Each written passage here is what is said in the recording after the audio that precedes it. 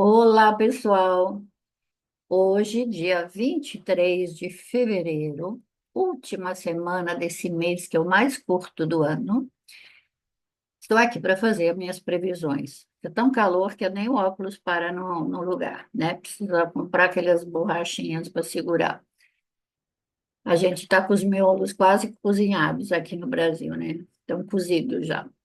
Mas como é que estão vocês? Como é que está indo essa semana? Essa última semana de fevereiro? Fevereiro que corre, porque esse ano tem um dia a menos, né? O calendário gregoriano, as crianças às vezes me perguntam, meus netos, né? Por que, Nona, não tem todos os meses são iguais? Porque, na realidade, isso foi adaptado do movimento solar. Na realidade, não é o Sol que se move, é a Terra que gira em volta do Sol. Como ela não faz essa circunvolução sempre com a mesma velocidade a cada ano, então ela muda o momento em que, do ponto de vista do observador da Terra, a gente vê o Sol entrando num signo astrológico. Sempre lembrando que signo não é constelação.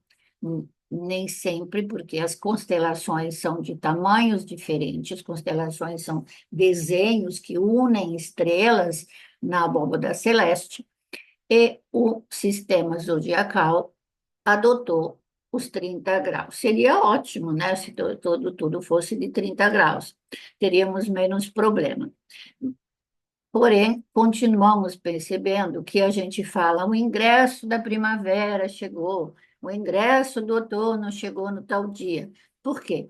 Porque a gente ainda olha para esse zodíaco, né? Como marcando, por exemplo, que agora a gente está no final do inverno. Então, quando vai acontecer o ingresso, por exemplo, o equinócio, né, que a gente fala, quando a Terra, que agora está voltada com a barriga para o Sol, né, essa bola, que assim ela está inclinada, então ela está com a barriga aqui virada para o Sol, e a parte de cima é a parte que recebe o inverno.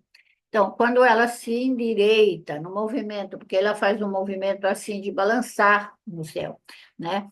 Eu ensino isso para os meus alunos de astrologia. A astrologia de formação de astrologia. Então, se vocês, quando quiserem aprender direitinho, astrologia é também astronomia. Tem que aprender os movimentos celestes para a gente poder interpretá-los de uma forma mais esotérica ou espiritual, tá? Então, aí eu vou falar, o equinócio vai acontecer no dia 20 de março, então, praticamente daqui a um mês, tá?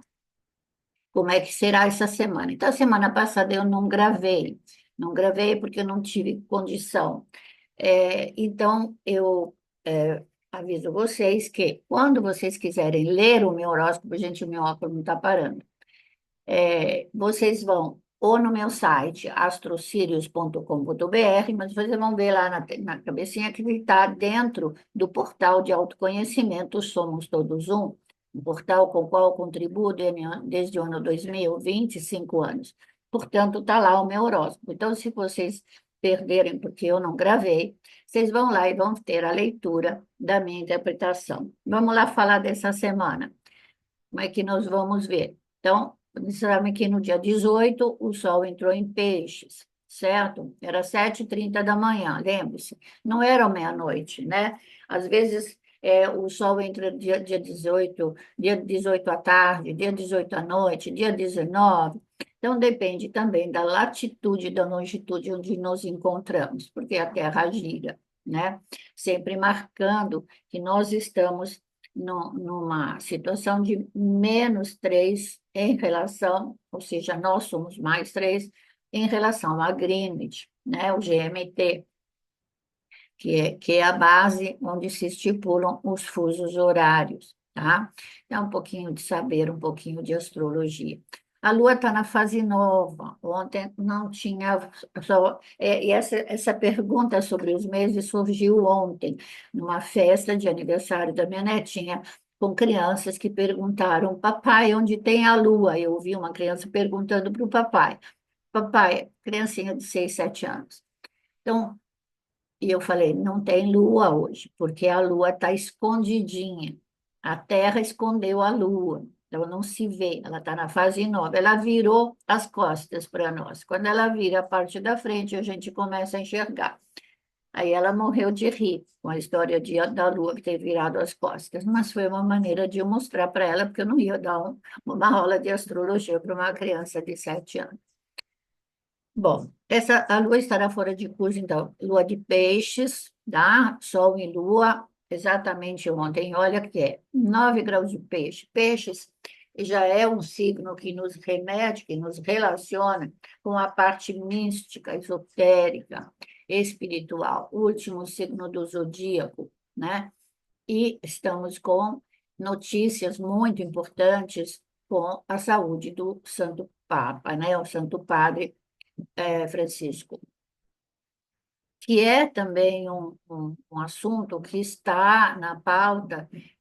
Eu estou dando um curso de previsões, de como se aprende a fazer previsões, e estava realmente examinando a semana passada, todas as semanas, todas as terças-feiras, na Escola de Esoterismo e Astrologia DM Astro, diretamente online.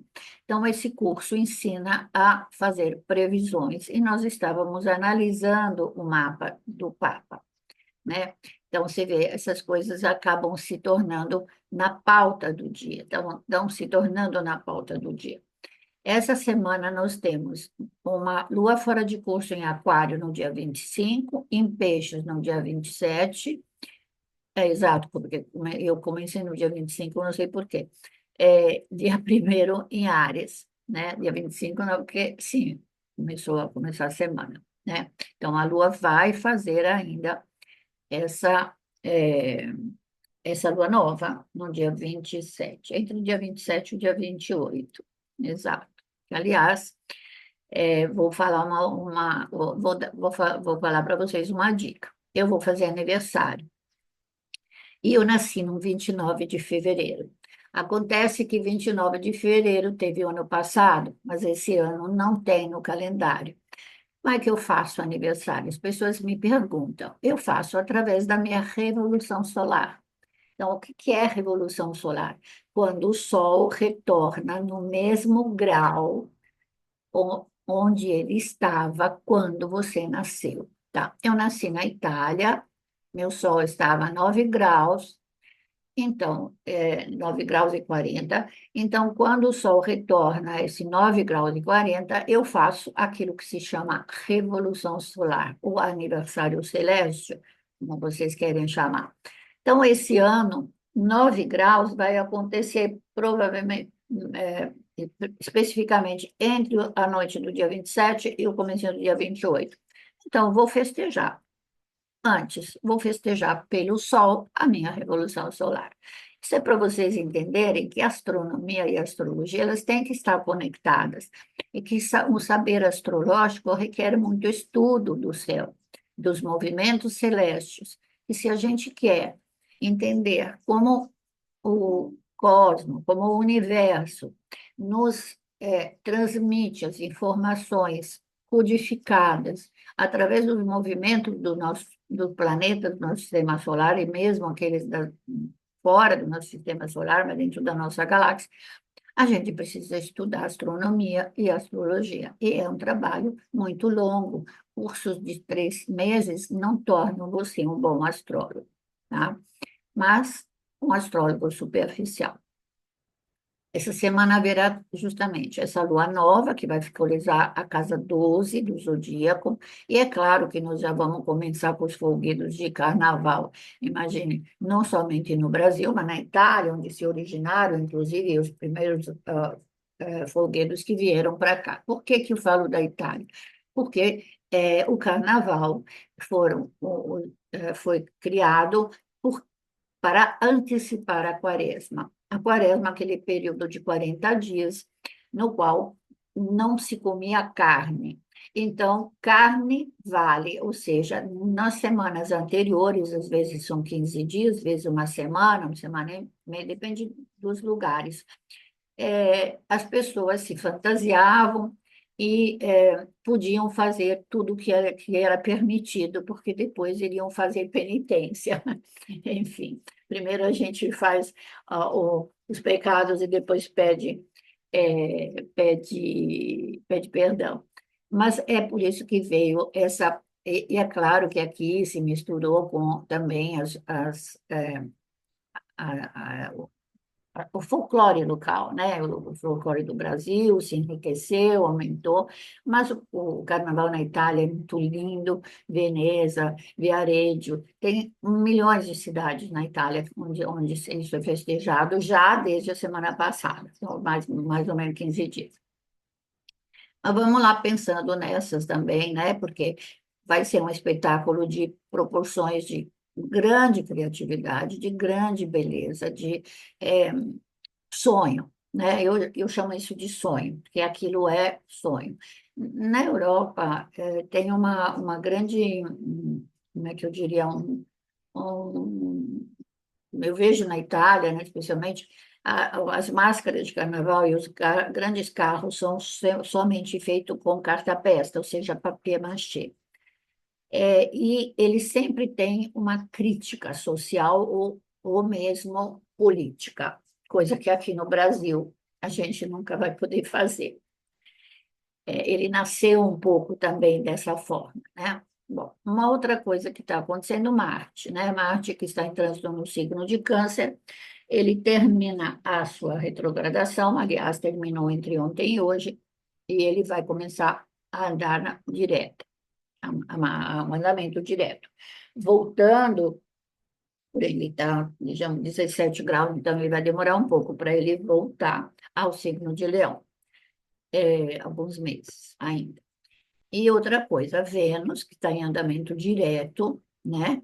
Até março ele vai já começar a retrogradar em Áries, tá? Então, aí também temos essa retrogradação. Deixa eu ver quando é a minha retrogradação de março, sim, semana que vem, né? Então, vamos falar depois, desculpem, na outra semana. O que que nós vamos esperar dessa retrogradação? Então, talvez as negociações de paz entre a Rússia e a Ucrânia vão ter que ser revistas. Será que conseguem realmente fazer um acordo? Como é que vai ficar esse entre Israel e o Hamas, né? Também, faixa de Gaza, todas aquelas pessoas, isso é muito Netuno também, né? Porque Netuno é sofrimento, Netuno é crucificação, e olha que focaliza principalmente no mundo, justamente aquela área onde nasceram as três grandes religiões monoteístas, né? Que todas têm a mesma raiz, né? De Abrão, né? Depois chegaram lá na Terra, cada um está brigando pelo seu pedaço de terra, porque o ser humano é assim, ele é ruim na sua essência. Eu tenho a impressão que se a pessoa não faz uma, é, um exame dentro de si próprio e percebe que o inimigo não está fora de nós, mas é um reflexo da nossa própria forma de agressividade, a gente viveria mais em paz. Então, ele está exilado, Vênus. Vênus vai ficar exilado em Áries. Portanto, eu acho que é uma energia muito fraca, muito frágil. Os acordos podem recuar, né? Acordo que você acha que está dando certo, volta para trás. Não está ainda muito firme isso daí, não, tá? O mapa da alunação para a latitude do Brasil apresenta um aspecto tenso, ou seja, Sol e Lua estão em mau aspecto com Júpiter, que está no signo de Gêmeos. O que aqui ele fala? Uma semana muito intensa na mídia, especialmente de assuntos relativos ao judiciário. Desde quando, né? Sempre com esse Júpiter aí. Todo mundo fala mal de juiz, de STF, disso, daquilo. Mas também as relações internacionais do Brasil podem ter problema por causa das medidas alfandegárias de exportação e exportação, especialmente aquelas que o Trump, que, sem esquecer, que ele também ele é do eixo Júpiter, é o eixo Sagitário Gêmeos, portanto, ele também está com esse Júpiter forte no mapa dele. E vocês sabem que, às vezes, esse lado jupiteriano fala, é, como é que eu poderia dizer? Faz sincericídio, fala o que não deve. Fala antes de falar, e às vezes pensa as coisas e já falou. né? Então, isso é perigoso também. Mercúrio, ele vai, deixa eu ver como é que eu estou aqui, eu estou seguindo as efemérides, tá, gente? Mercúrio está em peixes, então, à medida que ele entra na semana, na próxima semana, até o final da semana, na próxima semana, Mercúrio vai fazer uma conjunção com Netuno, né? E Saturno, não esqueçam que está em peixes, que, aliás, é onde está o Saturno do Papa. Ele nasceu com Saturno em peixes, por isso que ele, quando ele teve uma infância difícil e no meio dos pobres, né, ele tem essa vocação de aliviar o sofrimento humano. É um Papa muito voltado a essa parte social, né, dos excluídos. E ele é uma pessoa bondosa de coração, ele quer ajudar, ele quer aliviar o sofrimento humano, como acontece muito com as pessoas que têm esse Saturno em peixes, ou pessoal de signo de peixe, que normalmente são muito devotados. Tá?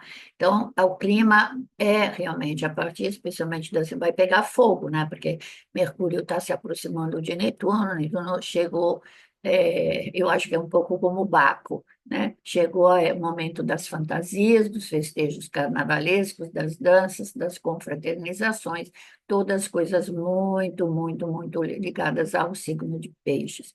E o que dizer do campo espiritual?